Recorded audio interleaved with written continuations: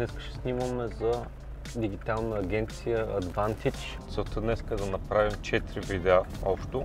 Едното ще бъде по-цялостно за тяхните услуги, за тяхната агенция и 3 ще бъдат за всяка една от услугите, които предлагат. Facebook маркетинг, имейл маркетинг и Google реклама.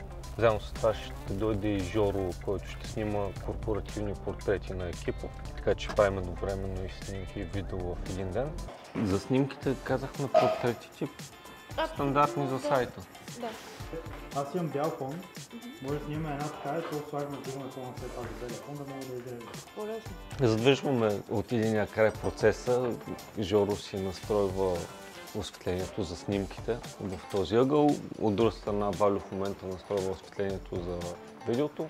Тъй като след малко идват всичките служители, ще започнем да снимаме от единия край на офиса снимки, портрети, от другия край ще почнем да снимаме биороли за видеото. Снимките имат две функции. Едната е имиджови снимки за социални мрежи и така нататък, в които ще се вижда локацията отзад, ще бъдат в естествена среда. Заедно с тях ще вкарваме един бял фон, за да можем същата снимка и да я изрежем за уебсайта, защото там заради дизайна на уебсайта трябва да изрязваме снимки. И Жоро предложи да вкарваме фон, за да може тази с белия фон да се изреже по-лесно после. Първото видео, както си разбрахме, ще направим някаква пътечка да ходи, нали, с гимбал ще снимаме. После ще се справи на статично права. А с другите три да е седнала и да върти мъглите. Всяко да е в различен ъгъл и отзад хората ще ги наредим да са по столовете и по масите. С тая карта хващаме така наречения бял баланс. Тя е стандартизиран сив цвят, няма никакви цветове в него, просто е определен нюанс на силото, което помага на камерата да разбере къде е бялата точка в образа, т.е. бялото, за да не бъде нито синьо, нито жълто, а да бъде точно бяло в камерата. С този еталон я калибрираме и след това видеото изглежда много по-професионално, като цветовете са точни и имаме по-малко работа да вършим в монтажа, да ги донагласим, което не е невъзможно, могат да се донагласят после, но видеото деградира.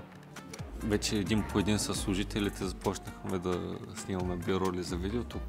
Малко такива по-работни кадри да покажем как работят. Стефи си е подготвила сценарий, който в момента покажи там как учи. Следва като поприключим с биоролите да почнем да снимаме говоренето. Аз мисля да тръгнем някъде от тук евентуално. Да има леко завъртане, да може да се разкрие помещението с ходенето евентуално. Сега Валю ще каже да. Мястото, на което дигиталната стратегия се превръща в реални резултати. Нашата цел и мечта е да постигаме резултати и всъщност сбъдваме вашите мечти. Вашите бизнес мечти. Добре, айде. Значи сега снимахме първото видео изцяло. Първо с гимбал, после там малко статично се спряхме да поговоря. И сега ресетваме всичко, за да снимаме второ, трето и четвърто видео на 3 различни локации. Трите видеа ще бъдат само говорене.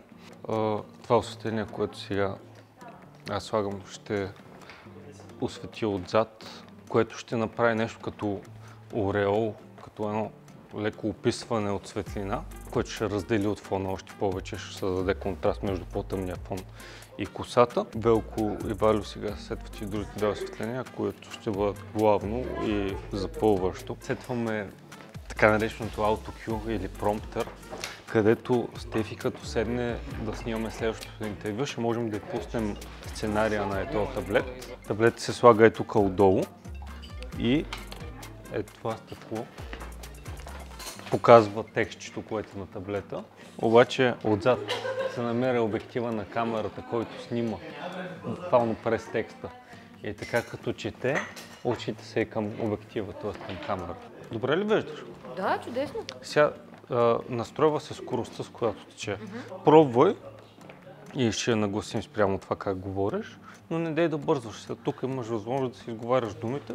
Можеш да изчакаш текста да ти дойде пак до средата, както сега ти беше отишъл много надолу. Малко напреди пауза да се дигне, за да може после да не опреш в края и да нямаш текст. Да ти се движи по средата винаги.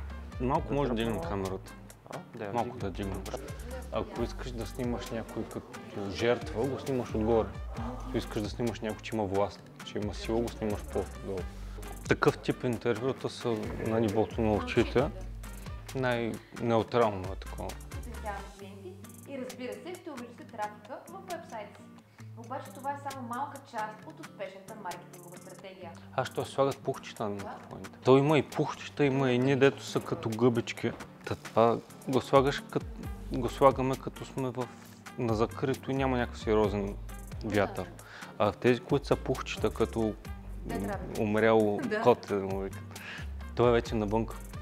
Като снимаме, дори лек вятър да има, се чува, шуми, както като говориш по телефона и някакво ветровето с шуми и не го чуваш. То по същия начин. Ако духа още повече, има едни, дето се казват блимпове, целият микрофон се облича в едно като кейс голям и върху него се слага такова пухкавко. То вече дава и един пласт въздух между микрофона и външната обвивка. Това още повече, там вече може много да духа с него, няма да се чува.